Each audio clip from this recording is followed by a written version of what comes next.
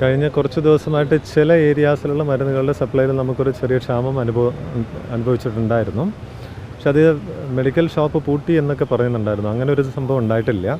കാര്യം ഞങ്ങളുടെ HDSലെ മെഡിക്കൽ ഷോപ്പിൽ സാധാരണയായിട്ട് ആനുവൽ ഒരു സ്റ്റോക്ക് വെരിഫിക്കേഷൻ നടത്താറുണ്ട്.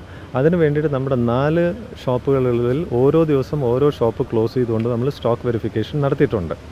അപ്പോൾ അതിന് തെറ്റായ രീതിയിലാണ് വ്യാഖ്യാനിക്കപ്പെട്ടിരുന്നത്. എന്ന് വെച്ചാൽ മരുന്ന് തീർന്നു പോയതുകൊണ്ട് നമ്മൾ മെഡിക്കൽ ഷോപ്പ് അടച്ചു എന്നുള്ള രീതിയിലായിരുന്നു. അത് ശരിയല്ല.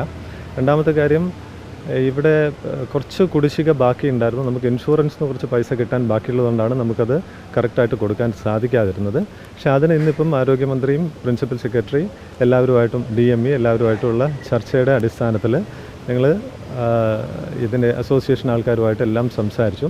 അവർ മരുന്ന് വിതരണം ഇന്നു മുതൽ പുനരാരംഭിക്കാനായിട്ട് തീരുമാനമെടുത്തു. അതിൽ 1 കോടി രൂപ ഇന്ന് ഇമ്മീഡിയറ്റ് ആയിട്ട് റിലീസ് ചെയ്തിട്ടുണ്ട്. അടുത്ത 10 കോടി രൂപ നമ്മുടെ ഇൻഷുറൻസിൽ നിന്നും ഈ ഒരാഴ്ചയിലായിട്ട് അത് വരും. അത് അവർക്ക് ഡിസ്ട്രിബ്യൂട്ട് ചെയ്യും. അപ്പോൾ ഏകദേശം ഡിസംബർ 31 വരെയുള്ള ബില്ലുകൾ നമുക്ക് ക്ലിയർ ചെയ്യാൻ സാധിക്കും.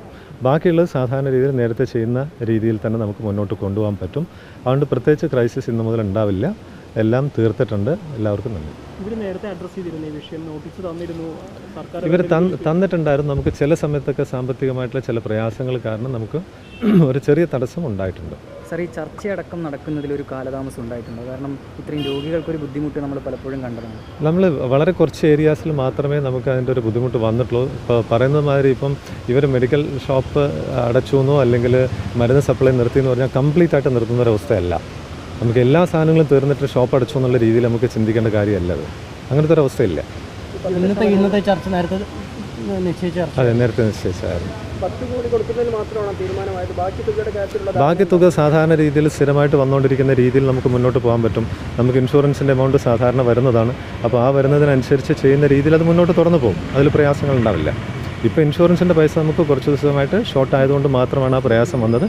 അത് മുന്നോട്ടുള്ള കാര്യങ്ങൾ സർക്കാർ തീരുമാനം എടുക്കാനായിട്ട് പറഞ്ഞിട്ടുണ്ട്.